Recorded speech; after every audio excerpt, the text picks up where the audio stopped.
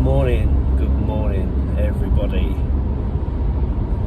I haven't been online for the last couple of games because, to be quite honest with you, I've been so fed up that I just didn't really know what I wanted to say, and I really didn't want to review the performance because I just thought I've said it all before, and I keep saying the same things, and saying the same things over and over again just becomes boring, and I'm sure you're bored with hearing me say the same thing, so it kind of felt like there was no point.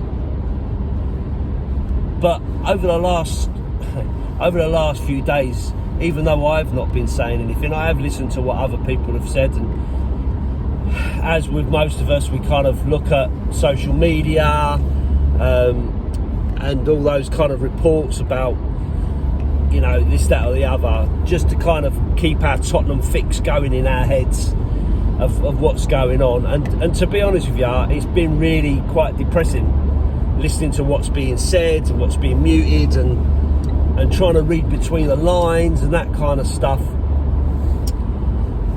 And it just doesn't feel good at the moment. It don't feel good to be a Tottenham fan. We're sliding down the league. Our biggest rivals are playing with a swagger, with arguably players that you wouldn't necessarily take at your club. You know, there's a couple over there that you'd kind of go, yeah, I wouldn't mind them in my team. But overall, you wouldn't go, oh, they've got a fantastic team. Look at this player, look at that player. And yet, they're doing really, really well. There's a cohesion about them. There's the spirit within the squad that I'm quite shocked about, because having watched Arteta in the All or Nothing documentary, I found the bloke to be quite boring and a bit, I don't know, he just didn't come across as that kind of guy that could muster a spirit. But it is what it is. Anyway, I don't really want to spend time talking about them, but I'm just using them as a for instance. So it's not a great time. It's not a great time to be a Tottenham fan. It feels really dull and depressing. The football's not great. If you're winning and playing droll football, then you will accept it. We've shown that because of the way we started and the points we got on the board playing droll football. But when you're playing droll football and you're losing, it makes life an awful lot worse, and then you start questioning the coach, the tactics, and so on. But this all still goes all the way back to the transfer policy, to the direction that the club's taking. What does Enoch actually want out of this club? Where is it actually taking us? What's the vision for the future? So I've got to be honest, if you go back and look at the videos that I did prior to the season starting, when I was walking, I personally thought we had a good window. I thought, yeah, we're onto something now. We've got this manager who we know isn't a project manager. He's a success now manager. He's the kind of guy that builds a team based on his philosophy with the best players he can get in those positions to fulfill that philosophy. So when you take on a manager like that, you have to then do the right things to make it feasible, make it work, make it do what it's intended to do. So when he started bringing in, you know, Champions League winner Perisic to give you that experience on the left wing, I thought, great. You know, you're bringing in a backup, an upgraded backup to Galini for Hugo. Fine, get that. Sounds like a good move. Then you start talking about players coming in. Bissouma for midfield, who was Brighton's best player, great, strengthening in there, and then Richarlison up front, back up to Kane or Son, and you're thinking, you know what, we're cooking here. we're getting somewhere. And I called out at the time, and I've said it time again. We desperately needed a right wing back, and then we bring in Lenglet, who can play across the back line in central defence there. So he's a backup for Dyer, he's a backup for Davis, he's a backup for Romero. And I'm thinking, well, okay, you know, if these are the players that Conte wanted, it sounds like we've had a good window.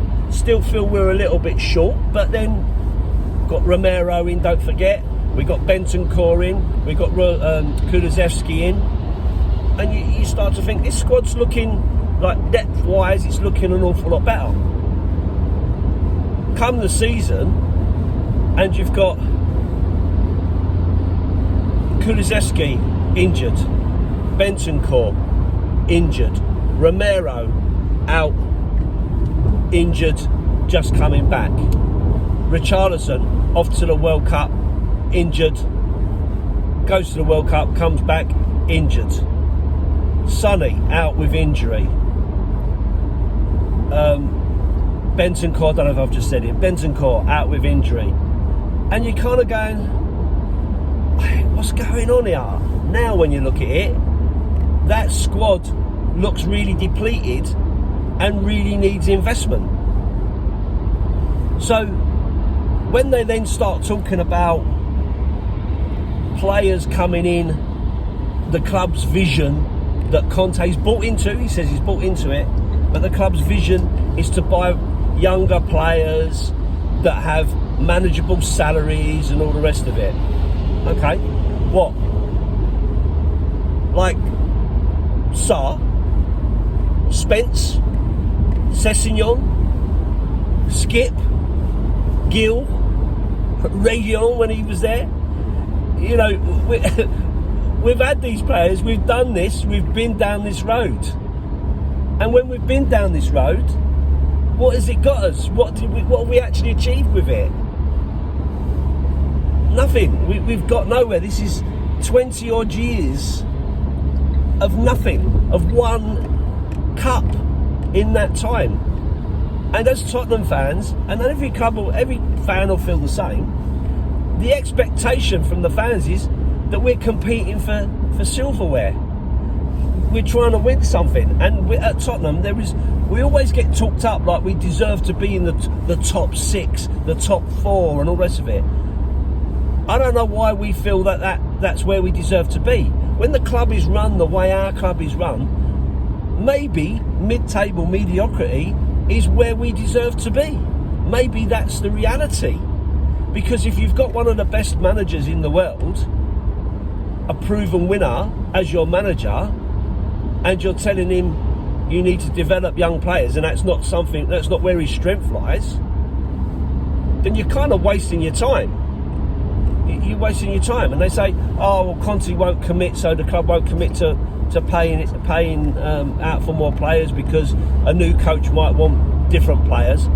Well, if you've bought good players, the right players, the players that are going to take you forward, then the new manager shouldn't be worrying about the squad and going, this squad ain't good enough. The reason why we're having to reinvest every time a manager comes in is because we're changing managers all the time and not investing in the right sort of players. Our coaching clearly isn't working because we keep getting these guys coming in who are just not good enough, who don't perform for Tottenham.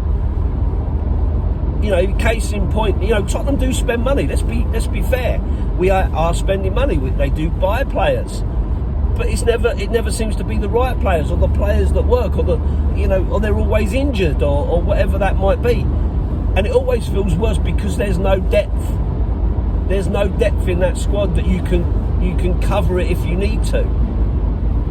Dyer's going through some terrible form after a decent season last season, to be fair. But he's going through some poor form, making bad mistakes. You've got Hugo being Hugo and making, crazy decisions from time to time that we get punished for. And that always happens with if your goalkeeper makes a bad decision, you're going to get punished. You've got Son not hitting his best form. You've got Kane he's scoring goals without playing his best football.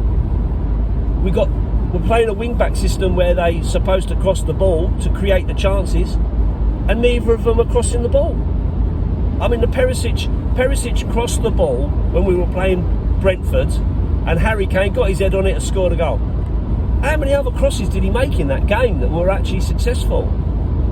Is anything ever going to come from the right-hand side, whether it's Doherty or Emerson? If it ever going to come, is anyone ever going to put that ball in there to make it worth Kane being in the box? Everyone moans about him going deep. Well, he's got to go deep because he stood for 20 minutes playing against Villa and touched the ball 0 times. So he's got to come and get himself because he's not getting any service. It's just pointless. And then you've got the young player with affordable wages sitting on the bench, not getting a minute. Oh, that's a lie. He did get some minutes. He got 8 minutes or something, 10 minutes. What can you do in 10 minutes when you're under the cosh like that? And as soon as we go behind, clubs will close you down. They'll close the space. They'll keep it harder because they know we can't break them down. We've got no one to unlock anything in the midfield, so we're having to go wide. And if the wide players aren't crossing the ball or are getting nullified, you've got no threat. You're basically banking on Kane pulling a bit of magic out of somewhere, or Son dribbling past a load of players and getting something somewhere. So it just feels so predictable. And I watch us play, and I was talking to my friend Steve, who's a Fulham fan, and we watched the game together. And I'm saying to him, look, it's just so flat and so predictable. It's so slow. When you watch, I was watching Newcastle on Boxing Day, and their passing was sharp, 1-2 touches. And they're holding on to the ball far too long and just passing it around the back line or out that side, then back, then out that side, and then make a run and then back, and we're just going nowhere football, and it's just so pointless, and it's so predictable and easy for the opposition to know what you're going to do. They know who your threats are, they know what you're trying to do, you're trying to draw them out. So if they don't get drawn out and they stay tight and they stay compact, you can't break them down. So, and listen, this is me talking after calming down. You know, I could go on after a game and doing expressions and lose my shit, but I don't want to. You know, I want to be sensible about it. I want to be honest about it. I want to call it for what it is, and I need time to calm down to be able to do that. To kind of figure it out, to think it through, to make sure I'm not overreacting. But at this moment in time, I don't think I am overreacting. I think it's not good. It's not good at Tottenham at the moment. The performance is poor. The results are poor. We're sliding down the league. Conte doesn't seem himself. Levy and co are not prepared to invest. The fans are starting to even turn on Conte. And by the way, I don't think it makes sense to get rid of Conte. For me, Conte is the best option that's out there. And if you can't work with someone like Antonio Conte, you've got no business being in football. But you've got to do what he needs to do. It's like having someone advising you, a structural engineer coming into your house and advising you need an RSJ there, and you're going, well, no, I don't think I'll put an RSJ, I might just put a lintel in. You know, he's the expert. Daniel Levy, you are not the expert on all things football. You want to go out and pick some nice flash shirts to go into Mr. Byrights, you're the man. If you want to buy buildings and make them look pretty and make money out of that kind of thing, clearly you're the man. But in terms of football, which is what our club is about for us as fans, you are not the man. Let Paratici, if he's going to be the man, let him do his job, let him listen to Conte, give Conte the funds, give Conte the people that he needs to make this team achieve what it has the potential to achieve. Because if you don't, we are just going to go from one crap manager to another just to try to appease the fans, and then we are back mid-table mediocrity. But we keep the faith. We love our team. Up the Spurs.